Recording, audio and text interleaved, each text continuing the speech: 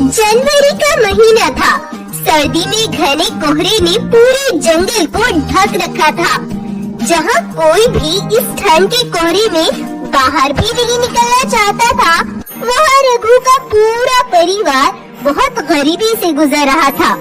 ऐसे में रघु और उसकी पत्नी अपने माता पिता के पास आते हैं। पिताजी, बहुत दिनों बाद एक काम मिला है, उसमें मुनाफा भी बहुत ज्यादा है, इसीलिए मैं इस काम को छोड़ना नहीं चाहता। हम दोनों 2 दिन के लिए वहाँ जा रहे हैं, तब तक तुम हमारे बेटे बगीरा का ख्याल रखना। इतना कहकर रघु अपनी पत्नी के साथ निकल जाता है और वो लगातार 1 दिन तक चलते हैं। इस बढ़ती ठंड में एक तो ऊपर से तेज बर्फ पड़ रही है और फिर ये तेज ठंडी हवाएं। हमें ये सफर पूरा करने के लिए थोड़ी देर आराम करना होगा। तब वो एक जगह रुककर आराम करती है, लेकिन लेटी लेटी उनकी आँख लग जाती है और ऐसे ही कई घंटे बीत जाते हैं। लगातार पड़ती इस बर्फ में दोनों धंस चुके थे। वो उस बर्फ से निकल नहीं पाए और यही बर्फ उनकी मौत का कारण बन गई। कुछ दिन बाद ये खबर रघु के माता पिता और उसके बेटे बगीरा को भी मिलती है। सबको बड़ा सदमा पहुंचता है। बगीरा का परिवार जिंदगी की उस मुश्किल से गुजर रहा था जहां बगीरा कुछ भी करने के लिए तैयार था, क्योंकि एक तो माता पिता के जाने का दुख और फिर घर में 2 वक्त का भोजन तक नहीं था। और बस फिर बगीरा ने सारी जिम्मेदारियों को अपने नन्हे कंधों पर लेने का फैसला कर लिया। दादाजी, जीवित रहने के लिए हमें कुछ न कुछ काम जरूर करना होगा। इस उम्र में आपसे कुछ नहीं होगा, इसीलिए मैंने फैसला कर लिया है, मैं कुछ न कुछ काम जरूर करूँगा। तब बगीरा कुछ पैसे उधार लेकर गर्म कपड़ों की एक थैली लगा लेता है, लेकिन सुबह से शाम हो जाती है। बगीरा के पास एक भी ग्राहक नहीं आता। शाम में बगीरा अपनी दुकान बंद करके जाने ही वाला था कि तभी उसके पास एक ग्राहक आता है। हाँ भाई, ये रेड वाली जैकेट कैसे दी? ये वाली, ये 200 रुपए की दी है। नहीं नहीं, 200 की नहीं, मैं इसके 100 रुपए दूंगा। नहीं भाई, 100 रुपए की तो ये मेरी खरीद भी नहीं है, मैंने तुम्हें सही रेट बताए हैं। देखो, ना तुम्हारी ना मेरी, मैं तुम्हें 150 रुपए दूंगा, इससे एक भी आना ऊपर नहीं दूंगा। कुछ भी ना बिकने से तो बेहतर है मैं इसे थोड़े कम दाम में बेच दूं, नहीं तो फिर आज दादा दादी को भूखा सोना पड़ेगा। ये सोचकर बगीरा उसे वो जैकेट दे देता है और बगीरा बहुत कम मुनाफे पर अपना व्यापार आगे बढ़ाता है। जब बगीरा वही कपड़े कम रेट पर बेच रहा था, तो ग्राहक भी ज्यादा आने लगे। यह देख एक चीता, जिसकी दुकान बहुत पहले से यहाँ मौजूद थी, वो बगीरा से जलने लगा और वो बगीरा के पास आता है। ओए सुन बगीरा, तेरी वजह से मेरे सारे ग्राहक तेरी तरफ चले गए हैं। अगर कल तक तूने अपनी ये रेहड़ी यहाँ से न हटाई तो अच्छा नहीं होगा। भाई, मैं अपने परिवार की 2 वक्त की रोटी के लिए ये काम चला रहा हूँ, मुझे इससे कोई फर्क नहीं पड़ता। कल तक अगर तुमने ये रेहड़ी यहाँ से न हटाई तो तुम अपनी बर्बादी के जिम्मेदार खुद होंगे। बगीरा बहुत परेशान था। वो खामोशी से अपने घर आ गया, लेकिन अगले दिन भागता हुआ एक सिपाही उसके पास आता है। बगीरा बगीरा, तुम्हारा बहुत बड़ा नुकसान हो गया, उस चीता ने तुम्हारी पूरी दुकान जला डाली। बगीरा तेजी से वहाँ पहुँचा, लेकिन जब तक सब कुछ जलकर खत्म हो चुका था, उसकी मेहनत से किया पूरा काम उस चीता ने जलाकर राख कर दिया था। बगीरा बहुत उदास मन से अपने घर आ गया। क्या हुआ बगीरा बेटा, क्यों इतने मायूस हो? क्या कोई बात है? सब खत्म हो गया दादाजी, मैंने जो काम शुरू किया था उसमें आग लग गई और इतनी मुश्किल से किया मेरा काम एक पल में खत्म हो गया। बगीरा अपने दादा दादी को अपनी सारी बात बता ही रहा था कि दूर खड़ा वही सिपाही बगीरा की हर बात बड़े ध्यान से सुन रहा था। तब वो सिपाही उन्हीं के पास आया। बगीरा, मैं तुम्हारी मजबूरी जान चुका हूँ। तुम जिंदगी के बहुत बुरे दौर से गुजर रहे हो। जहाँ मैं काम करता हूँ वहाँ भी एक सिपाही की जरूरत है, लेकिन जो वहाँ काम करता है वहाँ का राजा उसे बाद में वापस आने नहीं देता। मुझे अभी सिर्फ काम की जरूरत है। चलो सिपाही। बगीरा अपने दादा दादी से अलविदा लेता है और उस सिपाही के साथ निकल जाता है और एक दिन का सफर तय करके वो दोनों राधे बाग के जंगल पहुंच जाते हैं। हमने तुम्हें ऐश वाली जिंदगी दी है, फिर तुम्हें और क्या चाहिए? अगर ये धंधा बंद न हुआ तो मैं और एक मिनट भी नहीं यहाँ रुकूंगा। तो ठीक है, फिर जाओ, दर दर की ठोकरें खाते फिरो। तब वो राधे के पास आते हैं। अरे रवि, ये तुम्हारे साथ कौन है? महाराज, ये पास के जंगल का बगीरा है, इसे काम की जरूरत है। बगीरा, तो बताओ क्या काम चाहिए तुम्हें? मुझे सिर्फ काम करना है, कैसा भी हो, कहीं भी हो, बस मुझे पैसों की जरूरत है। जब राधे ये सुनता है तो तुरंत उसके दिमाग में बस एक ही बात आती है। ये मजबूरी का मारा है, मैं इसे जो भी काम दूंगा ये करेगा। क्यों ना इससे वही काम लिया जाए। बगीरा, मैं तुम्हें बहुत मालदार, यहाँ का सबसे अमीर सिपाही बना सकता हूँ। बस तुम्हें एक बार इस धंधे में मेरे साथ खड़ा होना होगा। लेकिन काम क्या है? वही काम जिससे तुम्हारी दुनिया बदल सकती है। इतना पैसा कि तुम इस दुनिया पर राज कर सकते हो। मैं और मेरे सिपाही यहाँ से दूसरे जंगल में ड्रग्स ट्रांसफर करने का काम करते हैं। ये काम यहाँ के राजा और जानवरों से छिपकर रात में होता है। हम हर रोज किसी न किसी जंगल में ड्रग्स से भरे बक्से समुद्र से होकर भिजवाते हैं, लेकिन कभी यहाँ के राजा के सिपाही उन्हें पकड़ लेते हैं तो वे कभी खुद ही नहीं वहाँ तक पहुँच पाते। तो मुझे बहादुर और दिलेर लगते हो, इसीलिए आज से ये ड्रग्स ट्रांसफर तुम करोगे। कल रात तुम्हें बलिया खेड़ी के लिए निकलना होगा। अभी मैं कुछ भी करने के लिए तैयार हूँ। कल रात होते ही मैं ड्रग्स के बक्से लेकर यहाँ से निकल जाऊंगा। और बस फिर राधे ने बगीरा को अपने काम पर लगा दिया और बगीरा की भी हर रोज फेयर में दुगनी कमाई होने लगी। राधे बाग का विश्वास बगीरा पर जम गया था और अब राधे भी हर दिन अपना अंधाधुंध कमाई का जश्न मनाने लगा। और यही काम करते करते बगीरा जवान हो गया। अब बगीरा इस काम में बहुत आगे जा चुका था। वो अपने दादा दादी के लिए बहुत से पैसे भी भिजवाने लगा। एक बार रात के समय बगीरा ड्रग्स से भरा माल लेकर निकलने ही वाला था कि तभी एक शेरनी आकर उसका रास्ता रोक लेती है। रुक जाओ बगीरा, मैं जानती हूँ इस काम में तुमने अंधाधुंध धन कमाया है, लेकिन तुम्हें बता दूं, सैकड़ों हंसते खेलते परिवारों की खुशियों को आग लगाने वाले भी तुम ही हो बगीरा। मैं जिस अस्पताल में डॉक्टर हूँ, वहाँ ड्रग्स लेने वालों की संख्या इतनी बढ़ चुकी है कि उनके इलाज के लिए जगह तक नहीं है। ड्रग्स की ये लत इतनी बढ़ती जा रही है कि हर तीसरे दिन एक खुशहाल परिवार अपने जवानों की मौत का मातम मना रहा होता है और उन सब के कातिल तुम हो बगीरा। बगीरा जब शेरनी के मुंह से अपनी ये सारी सच्चाई सुनता है तो उसे खुद से घृणा होने लगती है। धन दौलत और माल के नशे में मैं इतना चूर हो गया, मैंने ये तक नहीं सोचा कि कहीं मेरी वजह से कोई बर्बाद तो नहीं हो रहा, मेरी वजह से किसी की जिंदगी तबाह तो नहीं हो गई। तुमने मेरी आंखें खोल दी आज से, बल्कि अभी से मैं इस काम को आग लगाता हूँ। और फिर बगीरा उसी रवि सिपाही के पास जाता है।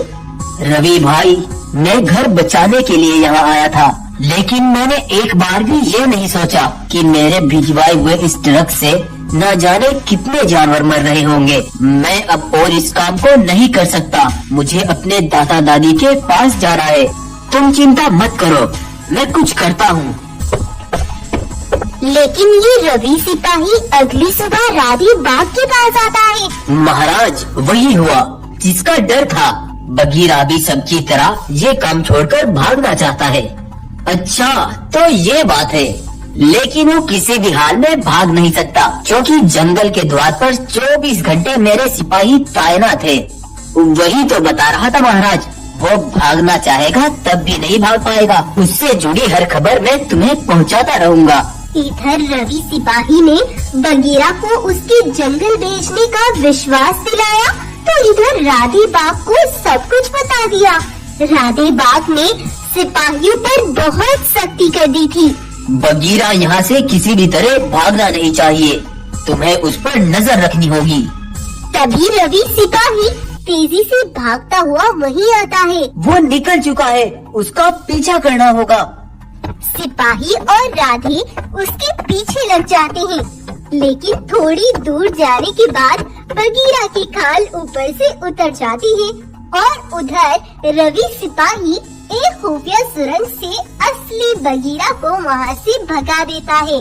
सिपाहियों रुक जाओ, ये मेरा बेटा रामू है, कोई भी आगे नहीं बढ़ेगा।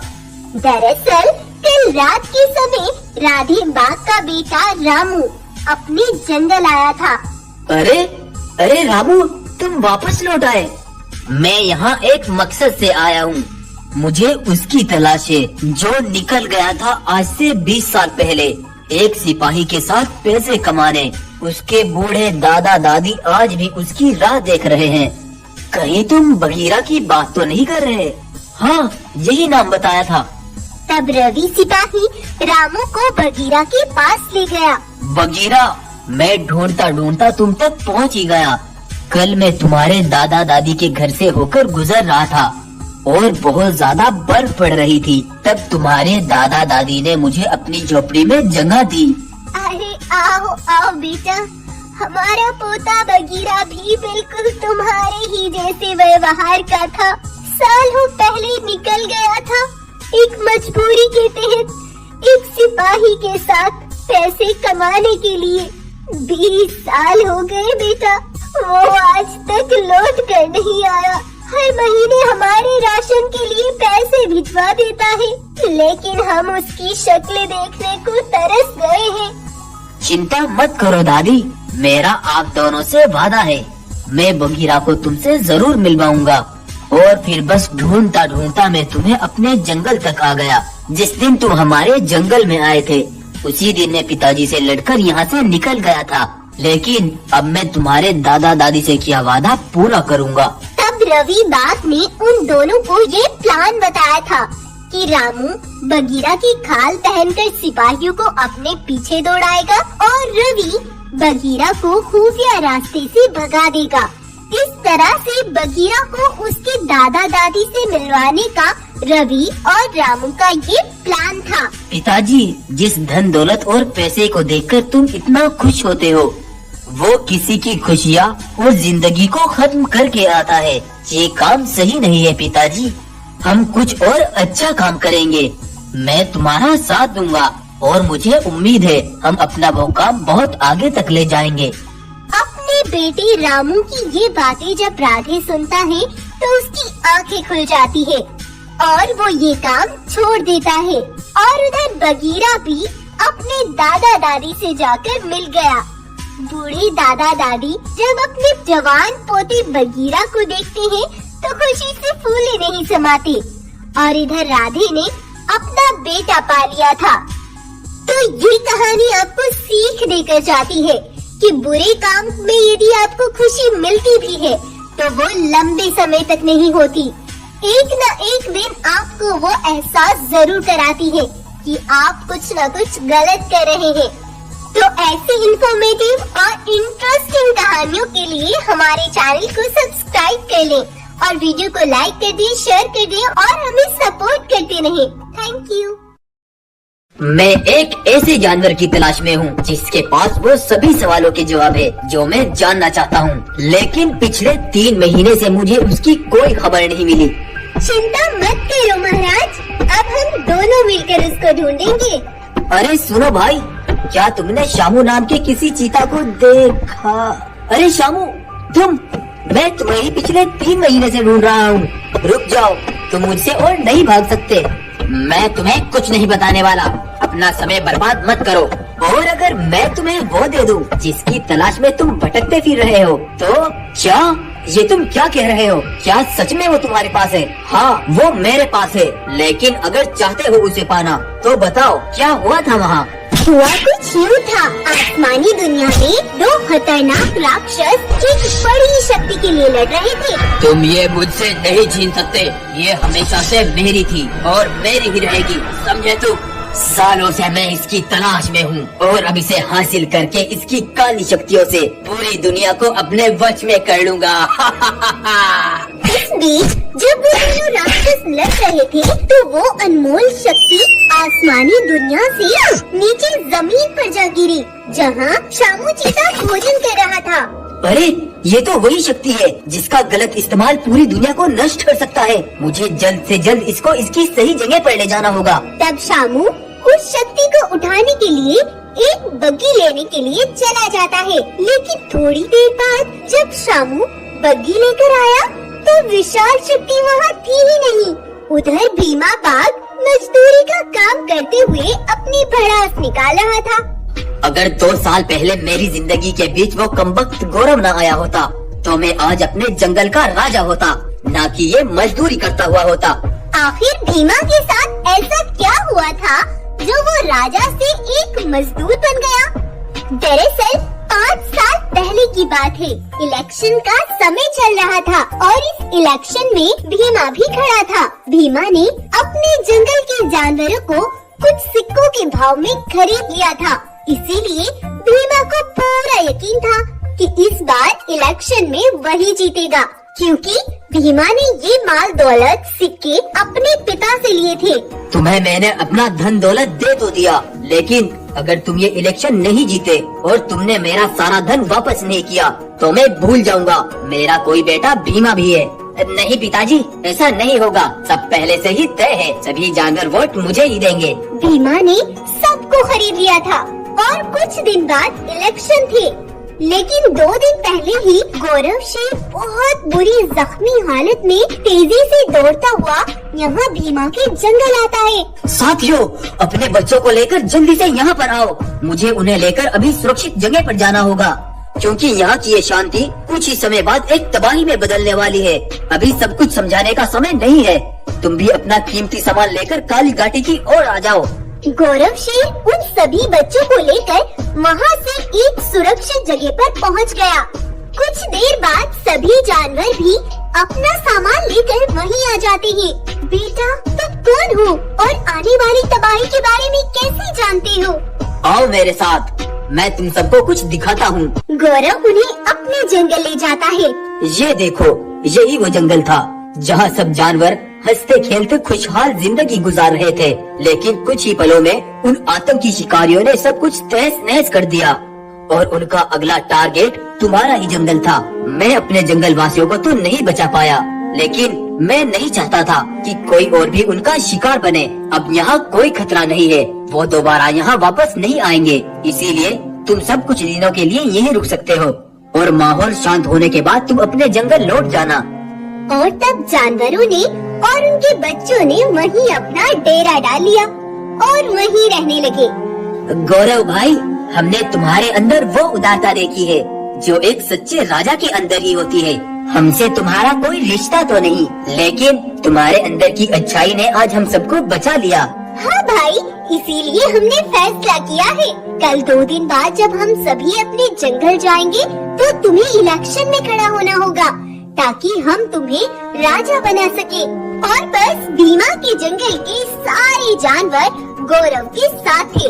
गौरव ही ये इलेक्शन जीत गया और यहाँ का राजा बन गया। तू जो भी है गौरव, अब तुझसे मेरी दुश्मनी खुलेआम है। अभी मैं तुझे कोई नुकसान नहीं पहुँचा सकता, लेकिन ये बदला तुझ पर उधार है।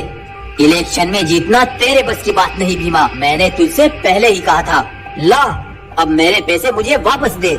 मैं कुछ भी करके तुम्हारे पैसे वापस ला कर दूंगा, फिर चाहे मुझे मजदूरी ही क्यों न करनी पड़े। इस तरह से भीमा वहाँ से निकलकर मजदूरी करने लगा और अपने पिता का कर्ज उतारने लगा और यूँ भीमा और गौरव की दुश्मनी हो गई।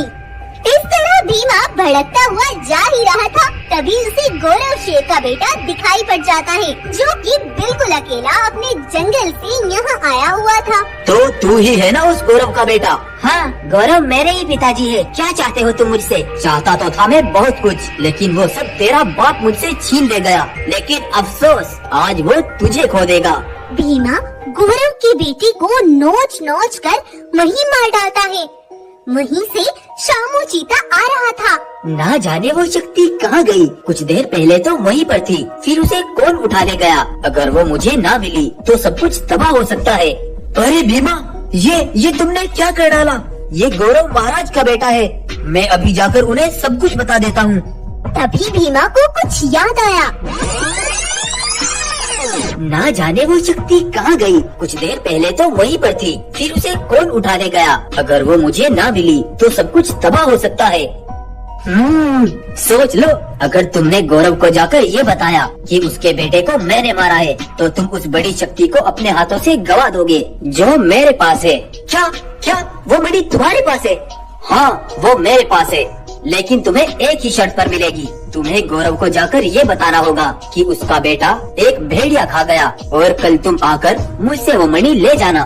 तब शामू चीता गौरव को ये खबर सुनाता है। गौरव और उसकी पत्नी ये खबर सुनकर पूरी तरह टूट जाते हैं। उधर शामू चीता जल्दी से भीमा बाघ के पास आता है, लेकिन वो देखता है कि उसका परिवार भीमा के कब्जे में था। अरे भीमा भाई, ये तुमने मेरे परिवार को कैद क्यों कर रखा है? और वो मणि कहाँ है?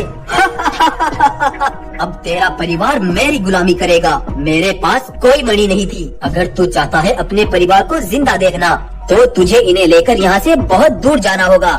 एक बात और, अगर गौरव तक सच्चाई पहुँचाने की कोशिश की तो इस बार तुझे अपने परिवार की लाशें मिलेंगी। इस तरह से शामू चीता डर के मारे जंगल छोड़कर आ गया था, और गौरव शेर इसी चीता की तलाश में था। और गौरव सारी सच्चाई जानकर बहुत दुखी होता है। मुझे पहले ही शक था, मेरा बेटा किसी हादसे का शिकार नहीं हुआ, वो मारा गया है। और शामू चीता, उस विशाल मणि को मैंने ही उठाई थी और उसे उसकी सही जगह पर भिजवा दिया था। लेकिन अब मैं उस जालिम को जिंदा नहीं छोड़ूंगा। तब गौरव भीमा को फांसी पर लटका देता है, और इस तरह से एक राज में दफन सच्चाई बाहर आ जाती है और गद्दार को सजा मिलती है। तो आपको ये कहानी कैसी लगी, हमें कमेंट करके जरूर बताएं। और अगर आपको ये कहानी पसंद आई है तो इसको लाइक करें, शेयर करें और चैनल को जरूर सब्सक्राइब करें। नेक्स्ट वीडियो आप किस टॉपिक पर देखना चाहेंगे, हमें कमेंट में जरूर बताएं।